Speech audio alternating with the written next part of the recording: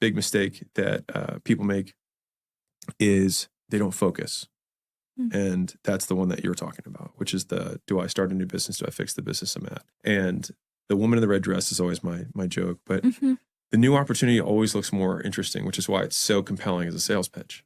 Is like most sales pitches are red women in the red dress. And you do it that way because that's what convinces the most people. I teach that. Of course. That's what convinces the most people to switch opportunities because you say, if you only knew, it's so much easier over here, right? But the reality is that all businesses have difficulty. It's just what difficulty you want. And so different styles of businesses have difficulties at different stages. So like information businesses, for example, are the easiest businesses to start, hardest to scale. Software businesses are the hardest businesses to start, the easiest to scale.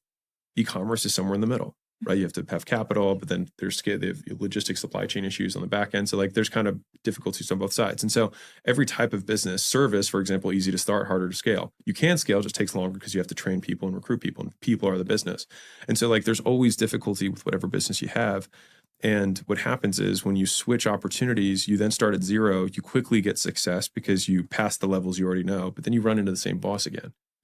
And so what ends up happening is now you have two businesses you're CEO of because you couldn't end the other one because you still need to live. And then you start this other one. And so maybe this is the better opportunity, but you still have this old one. And then you can't give it up because you're like, but I have customers and I have to keep my promises there. And what do I do about my team? And there's all these questions that surround that, which is why you can own as many businesses as you want, but you can only run one. And that's the thing that everyone messes up. And especially if you're small, you don't have the resources to run to. So you have to make the hard decision. You have to say, no, I'm going to continue to fix this because it's my belief that every business can get to $100 million a year. Every business. Even solopreneur? Yeah. Well, I mean, I wouldn't say the solopreneur is an organizational structure, not a business. So whatever business that solopreneur is in, if they sell wallets, if they sell paintings, whatever it is that you sell, you could sell $100 million worth of it. Like, I can't think of a business. Now, if you're like, well, you can't say that for a local dry cleaner. So I'm like, yeah, then you open more. But I consider that still the same business, right? And so the question then remains, why isn't your business a $100 million business? And whatever the answer to that question is the problem you need to solve. And if you don't know how to solve it, which is what most entrepreneurs are faced with, they then think, oh, it's not me, it's the business. It's the industry, it's the market, it's the vehicle, right? And sometimes I regret that I talked about how switching opportunity vehicles, because like if I had played out the other alternative, I probably have 200, 300 gyms right now, and I'd still be just as rich. And so maybe I make less money now than I would if I had stuck with it. I don't know. And we can never know. But I can say that the equal opposite of that is if you do one thing for 50 years and you get better at it, you're probably going to make a lot of money. That is a great permission, because I think ever since I heard you first actually talking about opportunity vehicles, I was like, I might not be in the right opportunity vehicle. I might do everything wrong because I'm just rowing in a boat and everybody's on the... It's such a compelling visual. And it's just because it speaks to the pain. It's just the ultimate easy button is if I only had this other vehicle and if I were just doing the same thing I'm doing now, I would get 10 times more than I'm getting or 100 times more. And the thing is that sometimes it's true, but it's so attractive that 9 times out of 10 it isn't true because it's only true when the model is the limiter. But most times it's not. It's a limiter if you measure on a 1-year time horizon. But Mr. Panda has a chicken shop. And he's worth 10 billion. So like, is having a Chinese chicken store like the best opportunity vehicle? No. Did he make it work? Yes.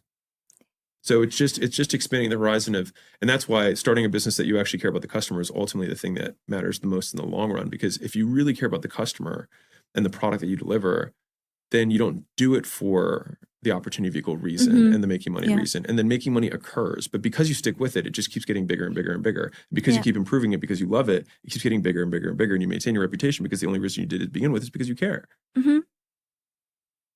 That's actually the unlock, I think, that many people are missing. It's like, oh, what niche do I go in? Is it like... Start wherever one you want. Yeah. But do the one that it's either some pain you overcame, something you're very passionate about, or it's a professional skill. But I'll say this other thing that I think is worth doing is that people have this fallacy that they've made the wrong pick. Like, what if I pick wrong, right? I pick the wrong business. I pick the wrong niche. The consolation I can give you is that if you stick with it, no matter what, all businesses end in the same place, which is you have a team of 5 to 7 people. You have a head of marketing, you have a head of sales, you have a head of IT, head of legal, head of ops, head of finance, and they're really all competent people and they run the business. And so your actual day-to-day is the same. whether you're selling, shaving cream, or you're selling communities, or you're selling private equity. Fundamentally, you're going to have a team of people that those functions of the business have to occur, and they're probably rolling into you. Mm-hmm. And so if you think about that as the natural extreme of any business, then it kind of doesn't matter what you do to get there if you like the game of business. Yeah. And so that's kind of how I see it, is like, if I'm worried about picking the wrong thing, it's like, well, no matter what, I'm going to end up in the same place as long as I stick with it.